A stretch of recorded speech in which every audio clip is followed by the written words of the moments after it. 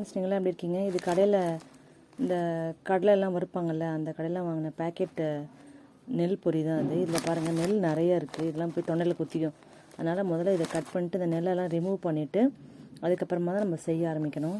Measuring cup இருந்தாலும் சரி, இல்லை சாதாரணமாக ஏதாவது ஒரு டம்ளரில் அளந்தாலும் சரி. இப்போ நான் வந்து 4 கப்பு இதில் அளந்து போட்டுட்டேன் தட்டில். அதுக்கப்புறம் இப்போ 5வது கப் அளக்கிறேன். பொரி வந்து 7 கப்பு அளந்துருக்கோம் இல்லையா? அது மாதிரி வெல்லம் வந்து 7க்கு நம்ம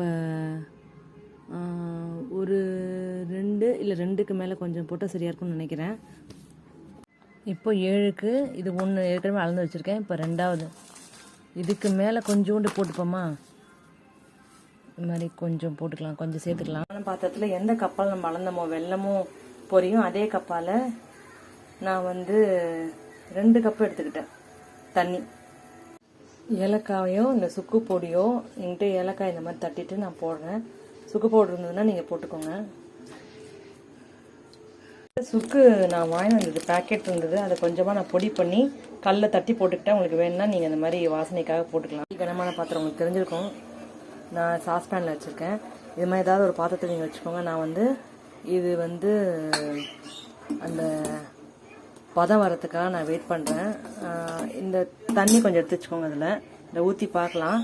பார்த்துட்டு அதுக்கப்புறமா வந்து நம்ம கரெக்டான பதம் எதுன்னு தெரிஞ்சுட்டு அதை உருண்டு வரணும். உருண்டு இதில் நம்ம போட்டோன்னா தண்ணியில் கரையாமல் அப்படியே கட்டியாக நிற்கணும். அதுதான் பதம்.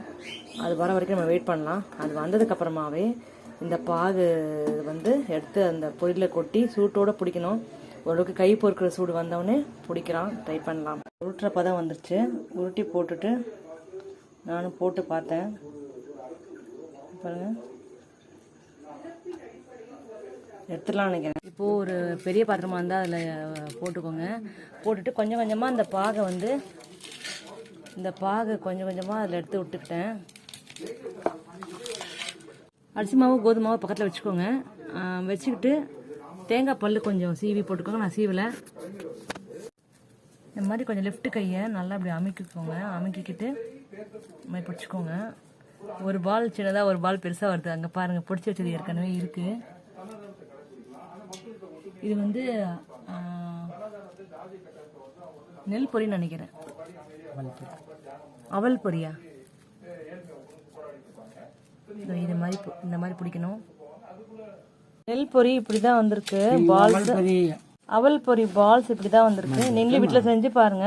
அவல் பொரி இப்படி தான் வந்திருக்கு. நீங்களும் வீட்டில் செஞ்சு பாருங்க. இதே மாதிரி அந்த பாகு மட்டும் கரெக்டாக கொஞ்சம் எடுத்துட்டிங்கன்னா நல்லா ஈஸியாக பிடிக்க வந்துடுது. கை பொறுக்கிற சூடு வந்தவுடனே பிடிச்சிடுங்க. பிடிச்சிருந்தா லைக் போட்டு சப்ஸ்கிரைப் பண்ணுங்க ப்ளீஸ்.